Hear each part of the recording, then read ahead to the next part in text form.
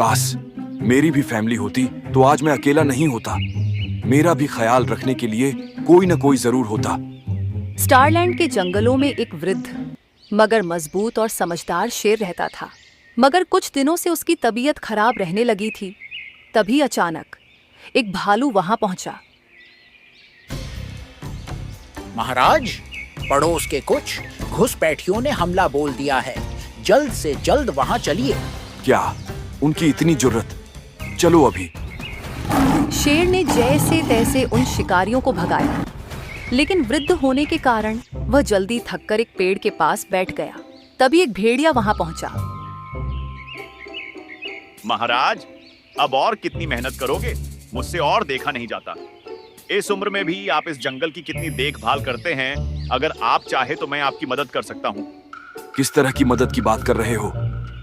महाराज, मैं आपके लिए कभी कभी शिकार लाया करूंगा, जब जब आपको जरूरत होगी। बस मैं आपका सलाहकार बनना चाहता हूँ। भेड़िए की बातें शेर को पसंद आईं और उसने भेड़िए को अपना सलाहकार बना लिया। सलाहकार बनने के बाद भेड़िया अलग ही रौब झाड़ने लगा। वह किसी भी जानवर से सीधे मुंह बात नहीं करता था। देख रही हो, ये भेड़िया उपराजा क्या बना? अपने आप को राजा ही समझने लगा है।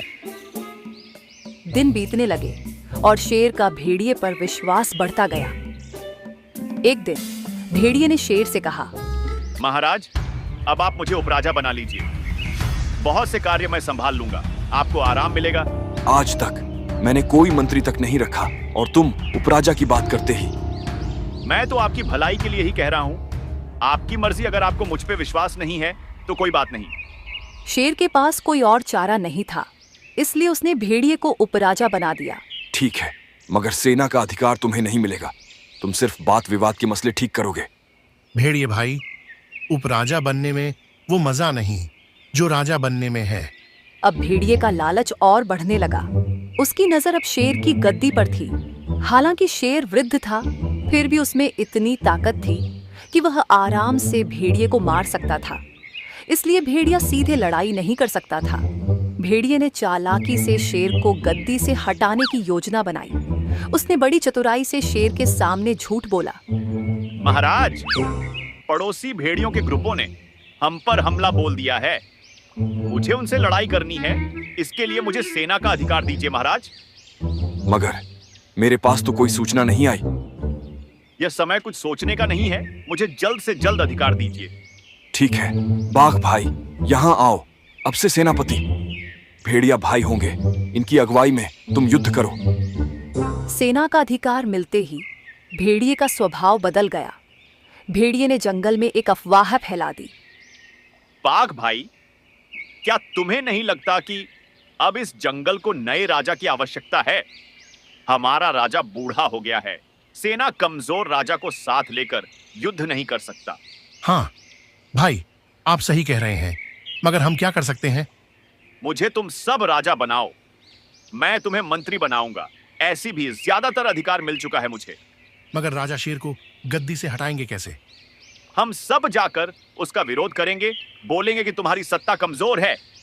मुझे यानी भेड़िए को नए राजा के रूप में चुनते हैं।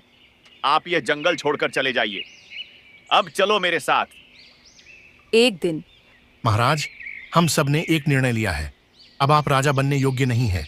आपकी सत्ता किसी और को दीजिए। मगर क्या हुआ? कुछ गलती हुई है क्या मुझसे? नहीं, मगर जंगल अब नया युवा राजा देखना चाहता है। अब अपना पद छोड़िए। ठीक है, आप सब ने ही मिलकर मुझको राजा बनाया था। आप सभी यही चाहते हैं तो मैं ये गद्दी छोड़ रहा हूं। मगर मेरी गद्दी में बैठेगा कौन? भेड़िया बैठेगा महाराज। हम सब ने उसे राजा नियुक्त किया है।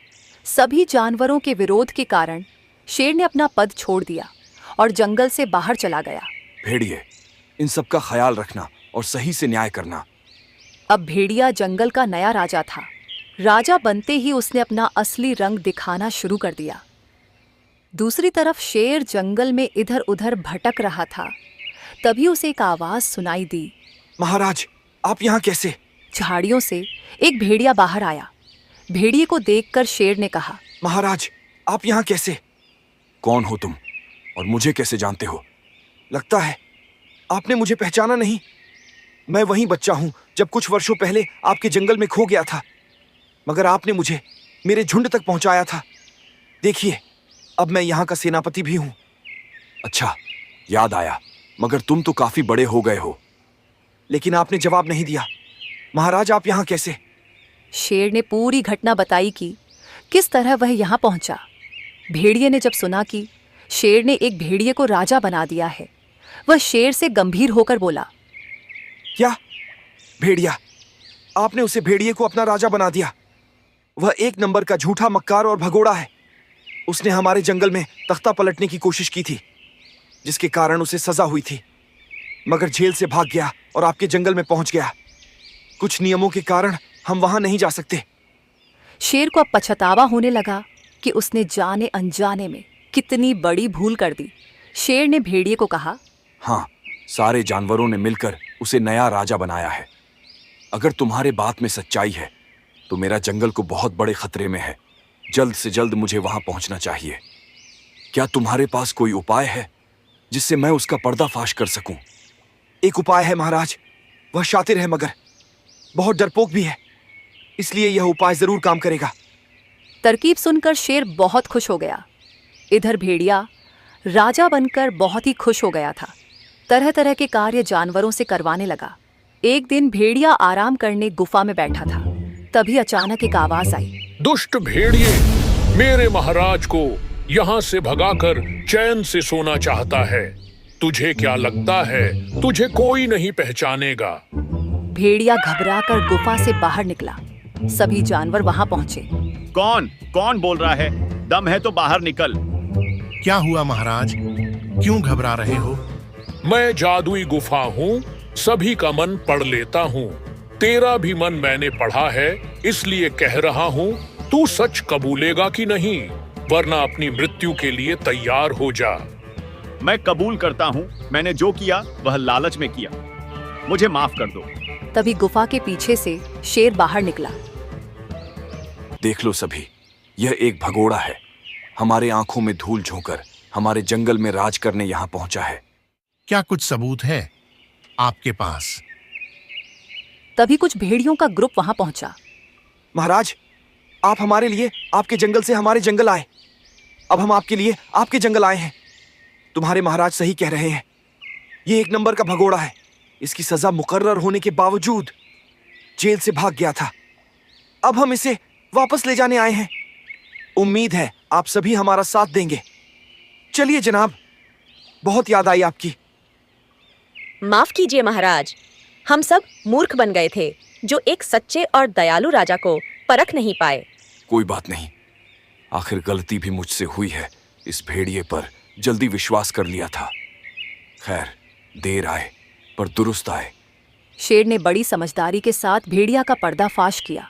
शेर के वापस आने से सभी जानवर खुश थे, मगर बाघ के दिमाग में अभी कोई खिचड़ी पक रही थी। धत्त तेरी की, ये भेड़िया भी निखट्टू निकला। कोई और जाल बिछाना होगा।